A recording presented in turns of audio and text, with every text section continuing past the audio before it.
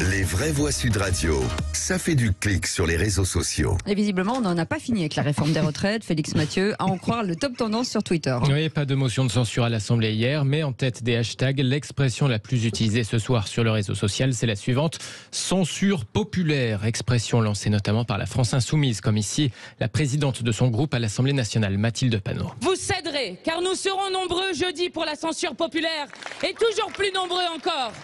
Et preuve que la fin du processus parlementaire ne signe pas la fin politique de la séquence, outre le hashtag censure populaire. Dans les top tendances, on trouve ce soir réforme des retraites, Panot, Dussopt, Coquerel ou bien encore Charles III. Mais qu'est-ce qu'il fait celui-ci là? Charles III. Oui. Quel rapport avec la retraite ? Eh bien, parce qu'il sera en France en fin de semaine. Voilà. Quand une actu en percute une autre, une petite musique monte un peu sur Twitter à l'approche de l'événement.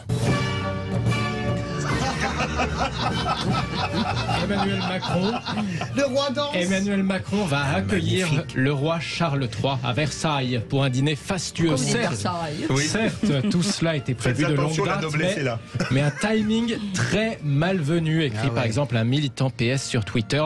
Un autre partage, un photomontage sur le thème Emmanuel Ier reçoit Charles III. Les deux chefs d'État représentés évidemment avec chacun leur trône et leur couronne. Quoique, vous me direz, ni l'un ni l'autre n'est couronné pour le moment. Problème de symbole, question pratique aussi, puisque par exemple l'édition bordelaise du journal Sud-Ouest nous indique que les syndicats entendent se mobiliser lors de la venue du roi à Bordeaux. Voilà, le roi qui pourrait être perturbé dans sa visite. Non mais c'est vrai que voilà, c'est pas de bol en réalité. Là pour Macron, c'est vraiment un mauvais calendrier. Là, je pense que c'est vraiment un problème de calendrier, que c'est très compliqué d'annuler le dîner d'État somptueux de Versailles. C'est pas possible de l'annuler, ça ne se fait pas. Et là, imaginez. Et en plus, le carrosse du futur roi, c'est-à-dire la voiture blindée du futur roi qui va traverser les avenues remplies de poubelles. Tout ça très chic. En feu. Ça va être un grand moment. Vous rêveriez d'aller à Versailles en vous voyant? Ah, moi j'adorerais. Versailles, c'est une splendeur. Non, mais je trouve normal qu'on l'accueille comme ça, mais c'est vrai que ça va faire un drôle d'effet sur la France. C'est pas le bon calendrier, mais pour être au cœur de l'actualité politique et économique en permanence, on a besoin de pouvoir parler à nos amis britanniques rapidement. Il y a des enjeux pour le pays qui sont gigantesques et il ne faut pas les perdre de vue. Le Brexit a fait énormément de mal, notamment pour toute une jeunesse et pour un tissu économique aussi français. Le monarque rencontrera le monarque présidentiel.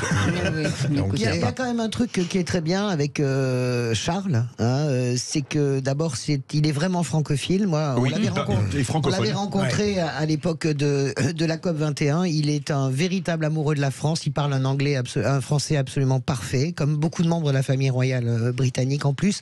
Et c'est la semaine de la langue française. Et il est vraiment passionné d'écologie. C'est pas pour du faux. Il a vraiment des idéaux, ce roi.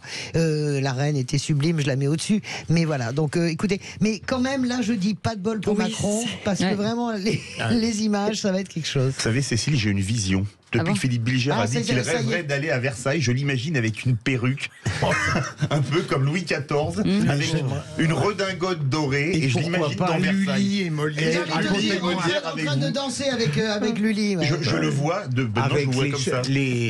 Oui, mais ça avait de la gueule. Moi, je vais appeler la sécurité, vous êtes en train de divaguer.